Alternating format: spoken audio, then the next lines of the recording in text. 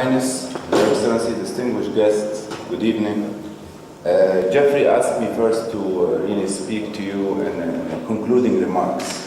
When I came late here and sat down, he told me you have 2 minutes. I told him all of these that I prepared about Gulf security and about Iran and about Iraq and about the future of cooperation.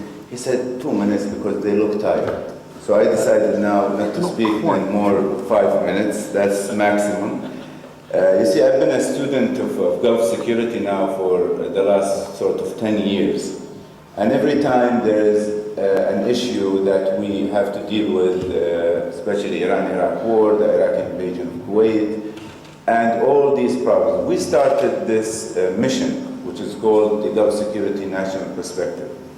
The reason, or the premise, or the hypothesis that created this mission is the fact that always there is a problem in the Gulf and there are two antagonists or two enemies fighting in the Gulf.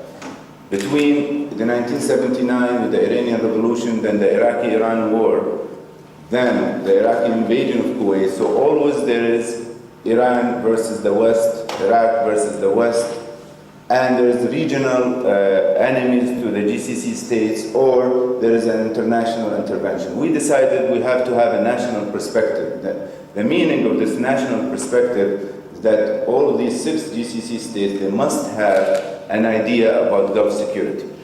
Before we say that there is an Arab dimension to Gulf security, we have to know and define what we mean by Gulf security. What do we want from the Arab world?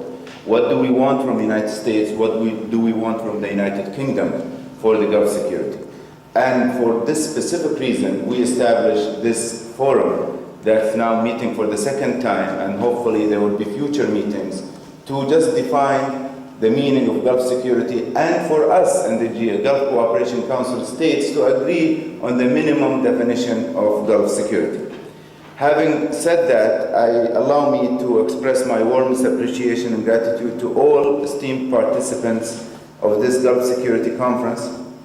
In fact, the past 2 days have proven to be highly productive, both in terms of thoughtful and provocative presentations that have been given, as well as the rich discussion period which followed.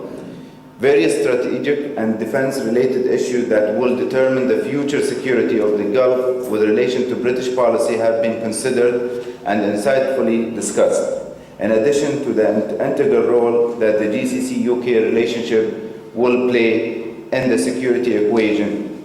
The ability to reach solid understanding and engage in productive exchange of views is a central component to this issue, especially in terms of cementing the already existing strong relations between the GCC and the UK. Equal in importance is the ability to create a mutual base of awareness on which a more stable and broader security policy framework for the Gulf region can be built and successfully maintained. This is my introduction for the speech I would plan to say. Other than that, I have to say just 2 comments, 2 important comments. I think in the Gulf today there are 4 challenging issues. First one is that we have to establish military and political cooperation. We cannot start a dialogue with any of the regional powers alone. We have to establish dialogue with the regional powers together. We cannot ask the United States to provide forces in the Gulf without, we understand, not compete for prepositioning of equipments, but we coordinate between us and the power. So the second issue is the role of the international powers in the region need to be done through coordination. Third is Iraq, and I'm sure that the last crisis is not the last, and there are future crises between Iraq and the United States or the UN. Until today, there is no strategy or policy from the Gulf states toward the future of Iraq. If Saddam Hussein disappeared tomorrow, this is the best, which I think this personally will solve the problem. But if Saddam Hussein will remain in power for the next few years, what is the strategy of the Gulf Cooperation Council?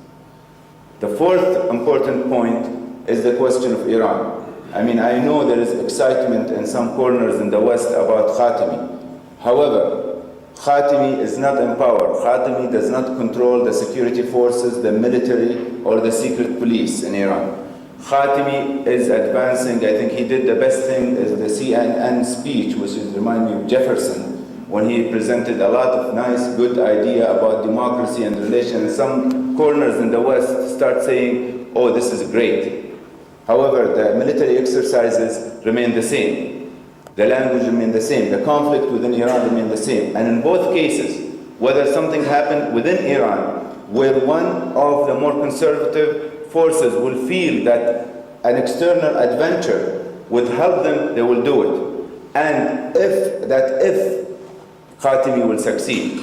But if Khatami will fail, it will be worse. That will be the frustration of the Iranian people. So all of these four important elements of cooperation between the Gulf states, the international role in Gulf security, Iraq and Iran, I think these are important issues. And finally, I would like to say a final word that's related to the future role of EXER in organizing conferences. We are, the last few years, we've been in existence for the last 4 years. We had more than 200 events of lecture series, symposium, workshops, and conferences. Our objective is to achieve more cooperation in the Gulf region between the GCC states. And I hope we achieve that by organizing such conferences. We look forward to maintaining the tradition of excellence that has been established with a future third conference on Gulf security from national perspective. Thank you all for attending this conference, and hopefully we'll see each other in future Gulf security conferences. Thank you.